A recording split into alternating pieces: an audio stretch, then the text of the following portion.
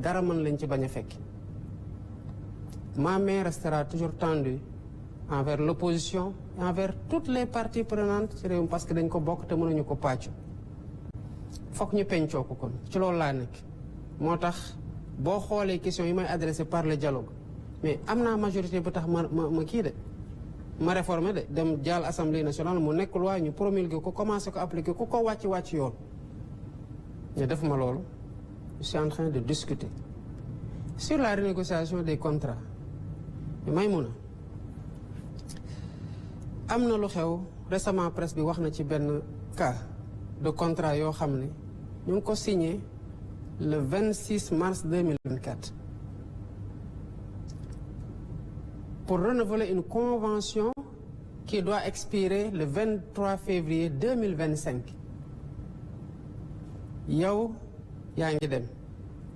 boo ne xamoo kuy ñëw sax ñu mën a wax mais kiy ñëw xam nga ko ndax woteel nañu ko fal nañ ko xam nañ Bassirou Diomaye Faye le 24 mars 2 jours après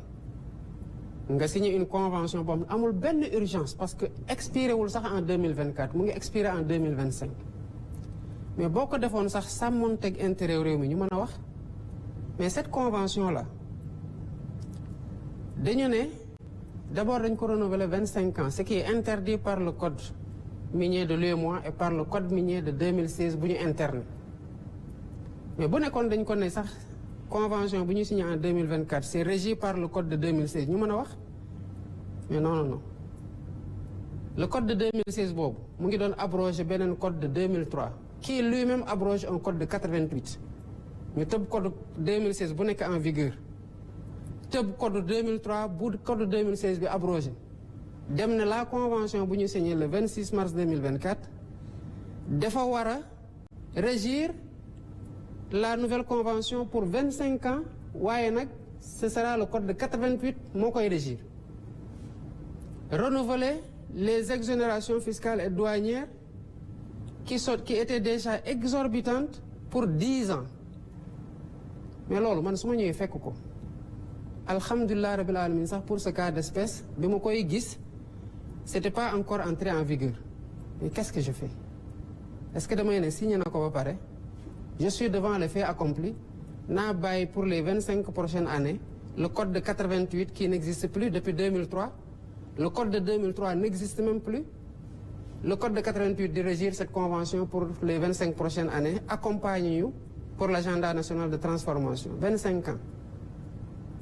quand même j'ai appelé la personne ma ne ko yow xam nga lii ki ko def xam na ne du yoon parce que code minier Sénégal lii la wax code minier UEMOA lii la wax yow mi ñu ko defal xam nga ne du yoon man mii mu mi fekk dama am responsabilité veiller ci intérêt état ak ci liy yoon ci réew mi di ak yoonal xam naa ne du yoon kon ñun ñetti ñëpp nekk les principaux responsables xam nañu ne du yoon bëgg nañoo accompagner le secteur privé lool waaye ci orthodoxie lay nekk nag kon sa convention bi damay retirer le décret retirer le renouvellement des exonérations puisque bëgguñu nag sa activité arrêtée dañ la defal autorisation exceptionnelle nga continuer le temps que ñu waxtaan mais forcé wuñ ko dara te ngi waxtaan heurtaluñ ko ci dara ñu ngi waxtaan mais waxtaan boobu nag à la fin fokk Sénégal gis ci boppam te fokk une convention qui sera signée en 2025 soit régie par le code en vigueur du ñu dem ba 88 ce sera le code de 2016 bu fekkee ne code bi changé wul ci diggante bi bu code bi changé ce sera le code de 2025 loolu ku mu tiital mais ngelawaay bul ñëw parce que wax dëgg yàlla loolu du loolu réew mënul doxee noonu donc loolu warul tiital benn investisseur et contrairement à ce que ni ñuy wax mais l'APIX a plus de 2000 milliards su ma juumul yu teg en termes d'engagement d'investissement au niveau de qui sont en demande d'agrément kon la situation de sérieux de transparence de lutte contre la corruption et de claire vision des autorités que nous sommes rassure aussi le monde des investisseurs contrairement à ce que beaucoup de personnes disent maintenant kuy dem ci réew tàmmoon boo fa demee jaar ci corruption jaar ci manque de patriotisme ak de loyauté vis-à-vis du pays yi fa autorités yi fi nekkoon pour di pomper di muucu askan wi loolu moo tax nga dem ci réew bul ñëw Sénégal parce que loolu amatu fi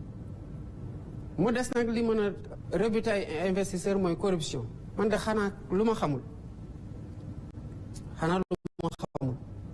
moo tax je fais voter une loi pour la protection des lanceurs d'alerte parce que foog Sénégal yi xam ne dërëm bu dugg ci gafak ak réew mi ñun ñëpp a ko bokk ak ku ko mënti dugal ci biir gafak réew mi et que ku nekk sentinelle pour la bonne gouvernance ba pare état cey sa kaaraange corruption bi ñun ñëpp ci war a dugal suñu loxo xeex ko parce que benn réew mënul développer dans un contexte de corruption endémique te bëri na Sénégal waaye lu ma ci xam bu dee ku ñu war a relever la ci saa si nañu la relever te alhamdulilah ba corps de contrôle yaa ngi fi di def liggéey bu mucc ayib ni ñuy defee audit ci contrat yi ci période yi weesu plutôt ci structure yi rapport yi fii Cour des comptes saa yu fa defatee rapport comme ni ngeen ko gisee ñëpp a ci teg seen bët OFNAC bu defee ñëpp dinañ ci teg seen bët beneen corps de contrôle bu defee tamit ñëpp dinañ ci teg seen bët léegi nag il appartiendra aux Sénégalais de mettre la pression qu'il faut sur la justice pour que mu def liggéeyam. Le temps de la justice n'est pas le temps politique, mais ça doit être le temps du peuple au nom duquel cette justice-là elle est rendue. Parce que mënuñu identifier ay nit jàpp leen ci ay rapports épingler leen justice de daagu.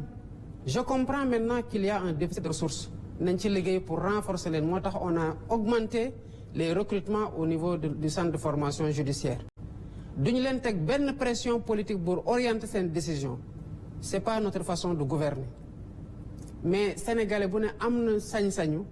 bu ñu nee diw sangam mii que mu nekk ministre gouvernement Diomaye wala mu nekkoon ministre bi fi nekkoon avant moi wala directeur général bu ñu ko épingler sénégalais ont le droit de réclamer que la justice fasse son travail bu boobaa man dama amul sax conc ba koy teg ci kaw dossier. Monsieur le Président de la République dañuy jàll même ci beneen thématique bi. am na benn kii bu mu wax. mais ku nekk benn question la amoon Monsieur le Président. Oui, mais c'est déjà posé. maa ngi ñëw noonu. C'est dans la formulation de la question. On glisse c'est important sax que je réponde parce que loolu moo taxoon may def l'observation sur nu mu poser question bi parce que justement heureusement que mu relancé parce que bu relancé wul woon nit ñi seetaan mën nañ jàpp ne que ni mbir yi di demee nii ñu ngi dem songi ji Macky Sall parce que loolu la wax naka la mbir yi di demee mbir yi demeewul nen nit ñuy demee ci pour yow di ko demee pour beneen ministre wala beneen DG noonu lañ koy demee pour man di ko demee pour keneen ki fi nekkoon ak ñiy waaj a ñëw bu dee yoon a ngi def liggéeyam ci réew mi man xooluma ku fi defoon ku fi deful nu mu ma jegee nu mu ma jegewul man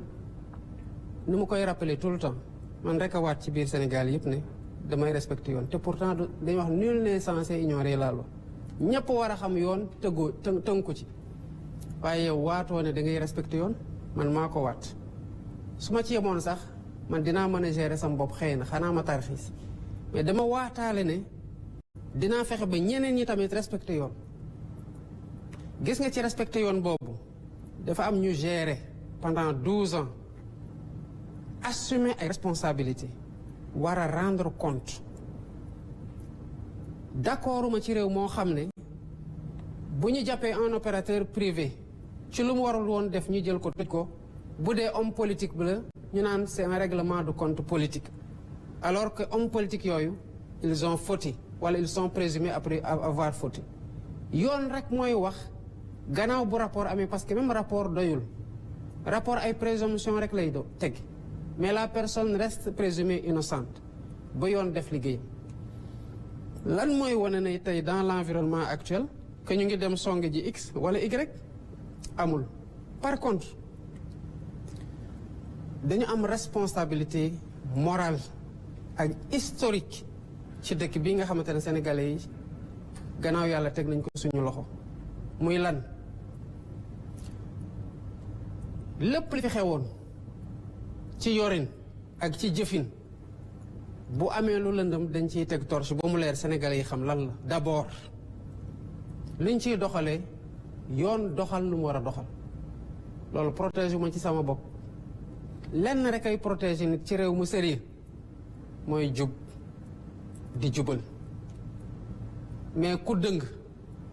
nit mënu la protéger parce que tôt ou tard bu poussé dina la rattraper ku jubalul tamit tôt ou tard nañ xam ne sa ndëngate fan la nekk te dañ ko na la teguwaat. S'il y a des choses yoo xamante ne ça a été fait et ça a été fait am na lu am c'est pas le lieu de dire que lii am na lii am na lii am na mais même ma xam ne am na doyul je vais dire faites les enquêtes. Si à la fin des enquêtes ñu ne y a pas matière à poursuivre nu ma bëgguñu poursuivre tamit damay ne oh bëggoon naa ñu poursuivre mais pourquoi on voudrait poursuivre quand la loi ne permet ou les faits ne permettent pas de poursuivre? On ne poursuit pas. C'est aussi simple que ça. C'est pas man maay bëgg ñu poursuivre nit pour ñu poursuivre ko du man maay bañ tamit ñu poursuivre nit pour ñu bañ ko poursuivre loolu amul kenn kuñ ciy singali du ancien président Macky Sall pour qui on a beaucoup de respect malgré tout ce qui s'est passé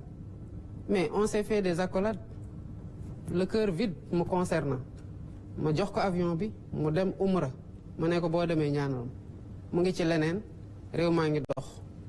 donte nag xam naa ne am na muy def ci suuf mais toppewu ma ko je sais qu'il fait des choses je vois mais toppewu ma ko mais bu ko dara toppee ëllëg nag loolu du man digganteem la ak yoon mais je ne me fais pas de fixette sur lui man li ma soxal mooy la mission bi ma Sénégalais yi jox yàkkamti ma ci lool te ma xam nu mu toll weesu lool ci jafe-jafe ak ay défis à relever ak espoir yi ñu nekk samay wagg loolu laa gérer pas X pas Y.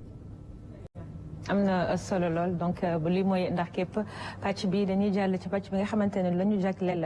démocratie justice ak liberté Ablaye Diallo bu yor-yor bi mooy ibbi li nga xamante ne mooy question bi je rappelle que vos questions allez-y droit au but évitez de glisser 2-3 questions dans une seule question merci. D'accord. Monsieur le Président, le PASTEF avait promis de rendre justice et réparation aux jeunes qui ont été tués et blessés lors des manifestations entre mars 2021 et février 2024. La loi interprétative de la loi d'amnistie a été adoptée par l'Assemblée un an après votre entrée en fonction. Sénégalais yi jàpp ne ni léegi yoon war na def liggéeyam. Tout d'abord, la première question que je vous demande bien la question lan mooy sa xalaat ci loi interprétative boobu